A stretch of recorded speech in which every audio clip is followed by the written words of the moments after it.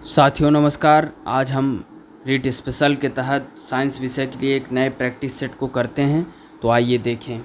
यदि किसी वस्तु का वेग 3 गुना बढ़ जाए तो इसकी गतिज ऊर्जा क्या होगी। यदि किसी वस्तु का वेग 3 गुना बढ़ जाएगा तो उसकी गतिज ऊर्जा 9 गुना बढ़ जाएगी। काइनेटिक एनर्जी उसकी 9 गुना बढ़ जाएगी। तो काइनेटिक एनर्जी का फार्मूला क्या होता है, के ई बराबर हाफ एम बी स्क्वायर। जब उसमें गति को बढ़ा देंगे, वेग को बढ़ा देंगे 3v स्क्वायर तो 9 गुना हो जाएगी।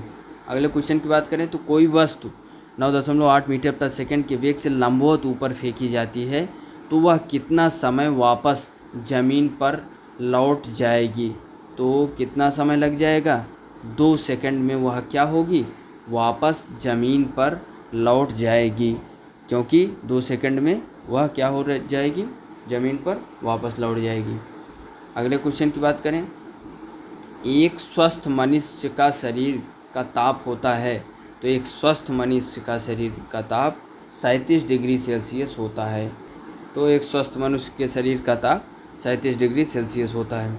अब इसमें क्या था कि v बराबर u माइनस जी टी और g की जगह 9.8 मीटर प्रति सेकंड रख कर जो है हम वैल्यू को क्या करेंगे, v बराबर u माइनस जी टी तो u 0 है तो g की वैल्यू रख देंगे तो t आ जाएगा 1 सेकंड। फिर 1 सेकंड जाने में 1 सेकंड वापस आने में तो 2 सेकंड जो है लग जाएगा। अगले क्वेश्चन की बात करें तो ठंडे प्रदेशों यानी ठंडे देशों में पारे के स्थान पर एल्कोहल को तापमापी द्रव के रूप में वरीयता दी जाती है। क्योंकि एल्कोहल का द्रवांक निम्नतर होता है इसलिए पारे के स्थान पर एल्कोहल को तापमापी द्रव के रूप में वरीयता दी जाती है। अगले क्वेश्चन की बात करें, दृश्य प्रकाश का दैर्घ्यमान प्रसार होता है तो 390 से 780 नैनोमीटर के बीच दृश्य प्रकाश के दैर्घ्यमान का प्रसार होता है।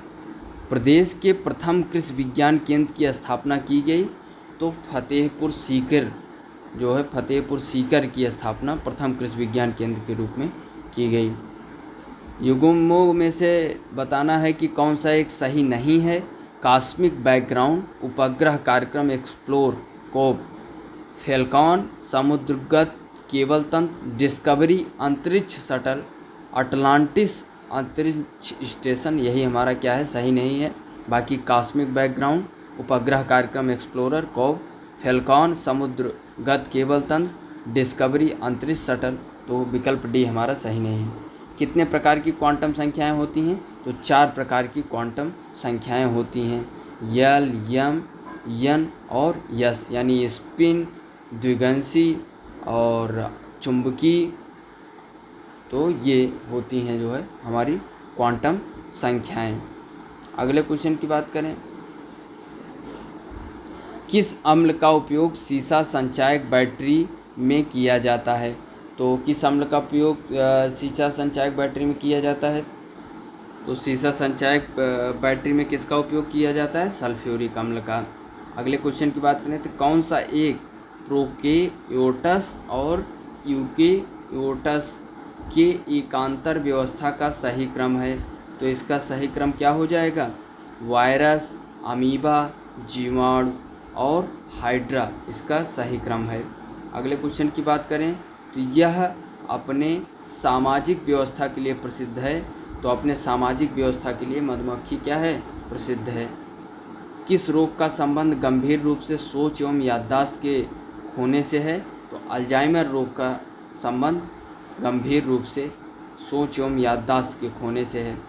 फर्टिलाइजेशन की क्रिया कहाँ पर होती है, तो ये अंडवाहिनी में होती है निषेचन की क्रिया। अगले क्वेश्चन की बात करें, हमारी आकाशगंगा के केंद्र की परिक्रमा करने में सूर्य को समय लगता है।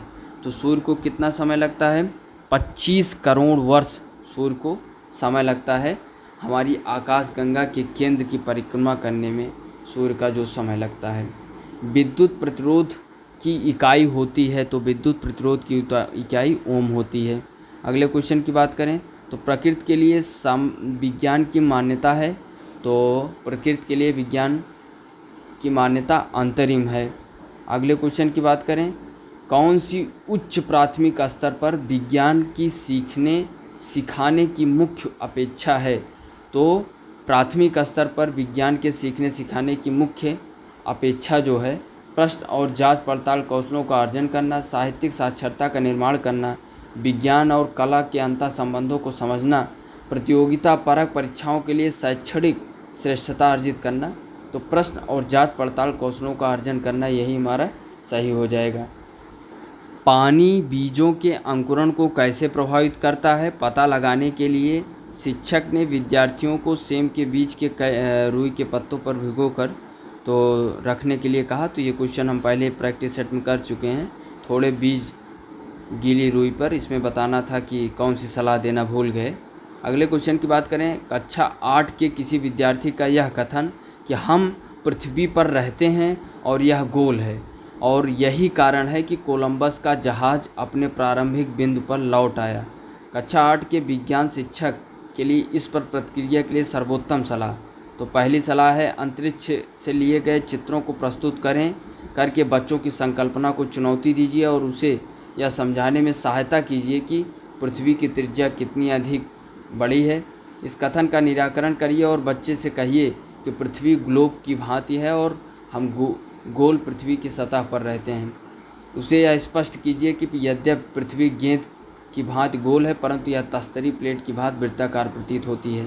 इस कथन को स्वीकार कर लिया जाए क्योंकि यह बच्चे की संकल्पना को इंगित करता है, जिसे आदर किया जाना चाहिए। तो सर्वोत्तम सलाह होगी कि उसके जो है कथन का निराकरण करिए और बच्चे से कहिए कि पृथ्वी ग्लोब की भांति और हम गोल पृथ्वी की सतह पर रहते हैं। कौन सा वैज्ञानिक दृष्टिकोण का गुण नहीं है? खुला मस्तिष्क, अधिक सीखने की उत्सुकता, समस्याओं के प्रति व्यवहार में वस्तुनिष्ठता, कठिन कार्य। तो कौन सा गुण नहीं है? तो कठिन कार्य इसका गुण नहीं है। अगले क्वेश्चन की बात करें, कौन सी परिस्थिति विद्यार्थियों को ज्ञान की खोज के लिए सर्वोत्तम अवसर प्रदान करती है? तो कौन सी परिस्थिति? पहली परिस्थिति है कि विद्यार्थियों को टीम शिक्षण द्वारा भोजन के अवयव विषय पर शिक्षा देना। विद्यार्थियों को पहले बीजों के अंकुरण का निदर्शन दिखाकर फिर विस्तार से व्याख्या की गई। विद्यार्थियों का बीजों के अंकुरण विषय पर योजनाबद्ध निर्देशन के परिष्कृत और विस्तृत सत्र में भाग लेना। विद्यार्थियों को अंकुरण से संबद्ध तथ्यों के प्रयोग के द्वारा खोज करने के लिए प्रोत्साहित करना। तो यही हमारा सही हो जाएगा कि विद्यार्थियों को अंकुरण से संबद्ध तथ्यों की प्रयोग के द्वारा खोज करने के लिए प्रोत्साहित करना कि कैसे कैसे उसमें ग्रो होता है, कैसे कैसे अंकुरण प्रस्फुटित होते हैं। तो इसका जो है प्रयोग के द्वारा खोज करने के लिए प्रोत्साहित करना। तो किस विधि का उपयोग आप एक्वेरियम विकसित करने के लिए करेंगे? तो प्रायोजना विधि का प्रयोग एक्वेरियम विकसित करने में करेंगे। जैव विज्ञानों में पाठ्य योजना को ध्यान में रखते हुए मुख्य रूप से निर्देशित होनी चाहिए। तो क्या निर्देशित होनी चाहिए? पाठ्यचर्या के लक्ष्यों और अधिगम परिणामों, बच्चों को कार्य उपलब्ध कराने, कक्षा के औसत बच्चों की आवश्यकताओं को पूरा करना, अभिभावकों को संतुष्ट करना। तो पाठ्यचर्या के लक्ष्यों और अधिगम परिणामों के लिए निर्देशित होनी चाहिए। पाठ्य योजना के सबसे पहले क्या निर्धारित किया जाता है? तो उद्देश्य। किसी पिंड का भार ध्रुवों पर सर्वाधिक होता है। लिटमस अम्ल क्षार सूचक होता है, तो लाइकेन से लिटमस अम्ल क्षार सूचक होता है। स्टेटमेंट है और रीजन है, ऊंचाई बढ़ने के साथ साथ जल का क्वथनांक यानी बॉइलिंग पॉइंट घटता जाता है। बॉइलिंग पॉइंट, ऊंचाई के साथ वायुमंडलीय दाब बढ़ता जाता है। तो ये सही बात है कि ऊंचाई बढ़ने के साथ साथ बॉइलिंग पॉइंट घटता जाता है, जबकि ऊंचाई के साथ साथ वायुमंडलीय दाब बढ़ता जाता है। यह जो है रॉन्ग रीजन है।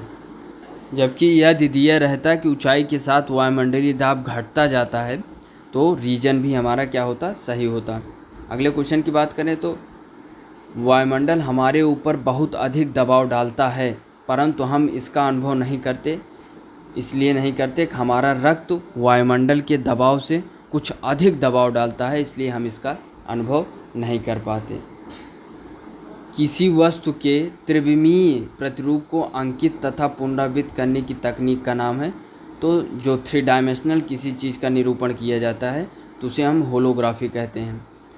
एक लोलक घड़ी 5 घंटे बजाने में 5 सेकंड का समय लगाती है, तो वह 9 घंटे बजाने में कितना समय लगाएगी।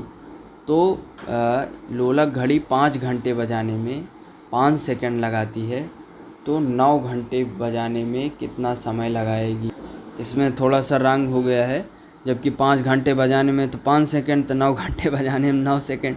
जबकि इसमें क्या है कि 4 घंटे बजाने में यदि 5 सेकंड लगे तो 9 घंटे बजाने में 10 सेकंड लगेगा, क्योंकि 1 घंटे बजाने में 1.25 सेकंड लगता है। तो यह यहाँ पर 4 हो जाएगा, 4 घंटे बजाने में लगेगा। तो इससे विकल्प सी हमारा 10 सेकंड सही हो जाएगा। तो ये रहा साथियों प्रैक्टिस सेट। सीखा गया, देखा गया और प्रक्रिया के साथ अभ्यस्त भी किया गया। अभ्यास हम कर ही रहे हैं, और अभ्यास के साथ साथ परिपक्वता भी हम हासिल करेंगे धीरे धीरे। और क्वेश्चन पे जब पकड़ रहेगी तो हम ज़रूर ही सफल होंगे। जुड़िए और सीखिए। धन्यवाद। जय हिंद।